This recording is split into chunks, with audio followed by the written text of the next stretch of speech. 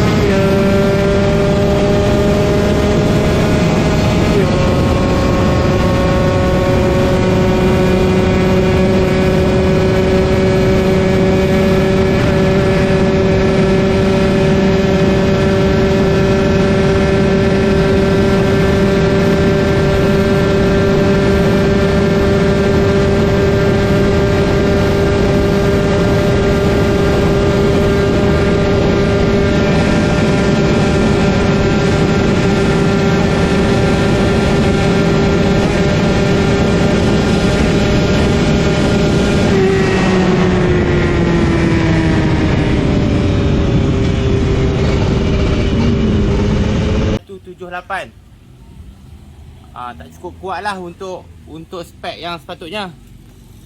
Lepas tu bila sekarang ni, bila dia dah upgrade spek, dia pakai full set PDK. Sebelum ni dia pakai WRC, sekarang ni dia pakai full set DBS lah. Full set DBS.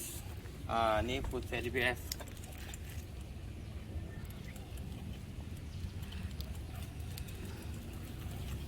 So sebelum ni motor ni dah sampai dah ke Johor. Owner dah naik okey semua.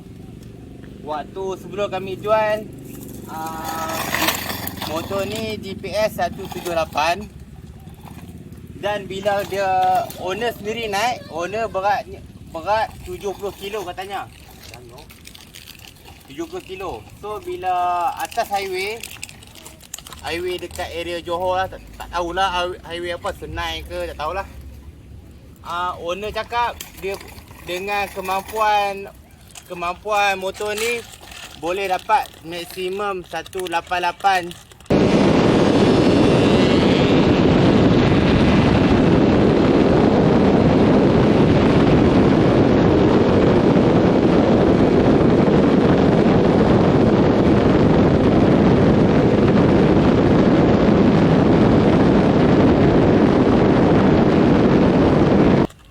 GPS.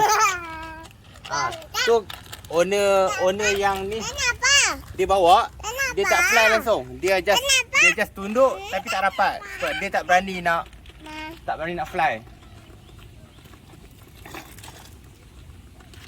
So kita lah ni kita nak try start motor.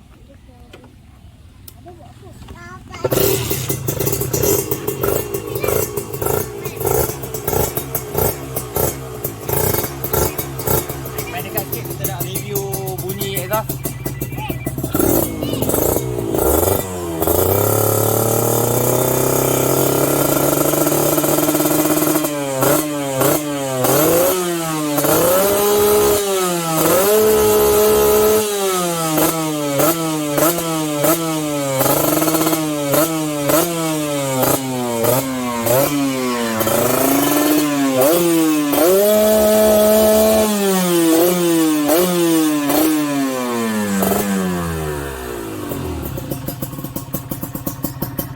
Okey. Ini bunyi dia. Kalau ikutkan motor ni bunyi dia memang senyap lah. Kalau owner dia dapat memang puas hati lah. Okey, kita nak review sikit tentang DBS lah. ada ramai tanya apa perbezaan katam 4, katam 12 dan apa spek yang sesuai. Okey, lah ni macam saya pernah beritahu dalam video sebelum ni, untuk spek 59 carburetor standard, orang kata enjin standard, dia sedap pakai 12, katam 12 dengan katam 4. Antara katam 4 dengan katam 12, kami prefer ataupun kami lebih pilih pada katam 4. Sebab katam 4 dia punya manifold dia main tanpa welding. So bila kita test, memang yang apa, katam 4 ni dia lebih sedap. Andai kata seseorang rider tu dia jenis yang teliti, dia jenis faham tentang enjin dan performa motor dia, dia akan ada rasa perbezaan bila RPM 11, 12, 13, dia rasa power tu lebih kuat. Dia lebih ada isi. Tu beza dia. Okey, motor ni untuk rider 70 kilo. Dan 70 kilo tu rider dia tak fly Dia memang dia bawa, dia just tunduk udang tunduk tak rapat. Sebab dia pun katanya dah berumur. Kami pun panggilan ni kami panggil haji kat dia. Dia dah berumur. So untuk motor ni dia pakai rantai 415, sprocket 415, saiz 37. So kami dah test motor ni dengan joki berat 40 kilo. Untuk saiz 37 ni memang overram. Joki cakap GPS 180 kalau tak silap, tapi dia punya throttle masih ada. So overram So kami malas nak test sprocket lagi. Sebab memang untuk customer ni, dia memang ngam dengan sprocket 37. So bagi kami dah dapat 180 dan overram, throttle masih ada boleh pulas lagi tu, maksudnya motor ada power lah. Cuma sprocket ni terlalu besar untuk joki berat 40 kilo. Okey, maksud overram kita explain sikit about overram. Overram ni dia bergantung pada jenis exhaust dan kita punya kemampuan enjin. Okey, kalau macam pakai PDK dah potting, lepas tu kita pakai dengan DBS Tyler ni kan, dia punya peak power ataupun peak tu maksudnya puncak, kemampuan dia kat RPM 13.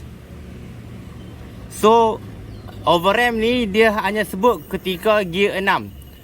Okey, gear 6 kita tak boleh bagi motor kita jarum ni sampai 13 untuk long distance, untuk jarak panjang, untuk dalam 5-6 minit, untuk ataupun dalam 10-20 kilo, kita tak boleh biar RPM 13.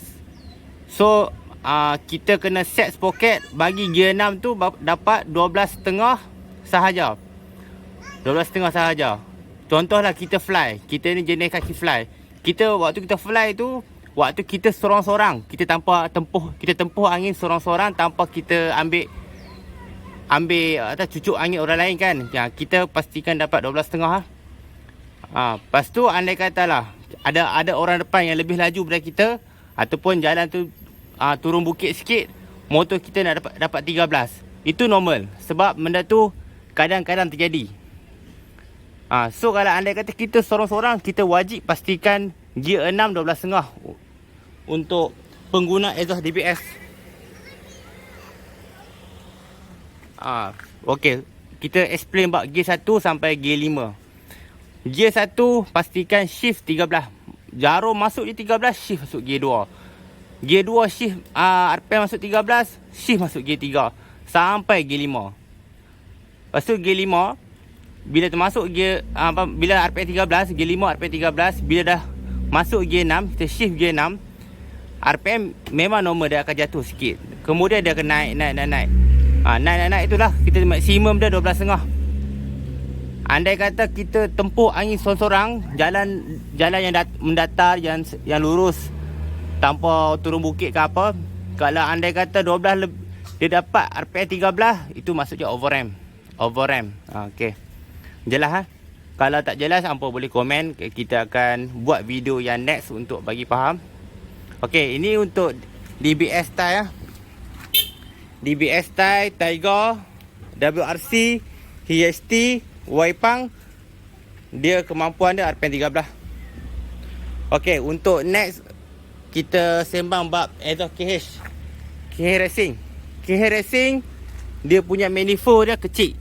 Dan manifold dia kecil dan dia punya bentuk tu manifold dia bentuk C. Ada yang bentuk J. Macam ni dia lebih macam J. Macam Tiger dia macam J. Macam KH Racing dia C. KH Racing dia punya kemampuan dia ada yang 10.5, ada 11, ada 11.5, ada 12. So kita ambil tengah-tengah, kita ambil maksimum 11 lah. So untuk KH Racing dia punya shift gear ataupun dia punya peak RPM 11. So bila gear 6 tu pastikan dapat RPM 11. Adjust lah sprocket tu. Andai kata tak cukup, motor tak cukup kembang, kita perbesar sprocket belakang untuk dapatkan RPM 11. Itu pentingnya RPM.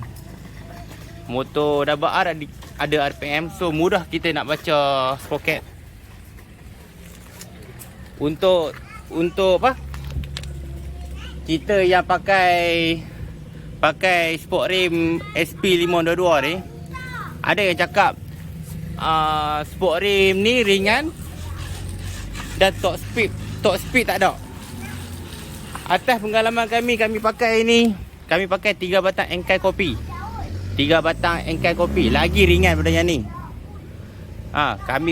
Kami pernah pecah rekod peribadi kami dengan GPS 205.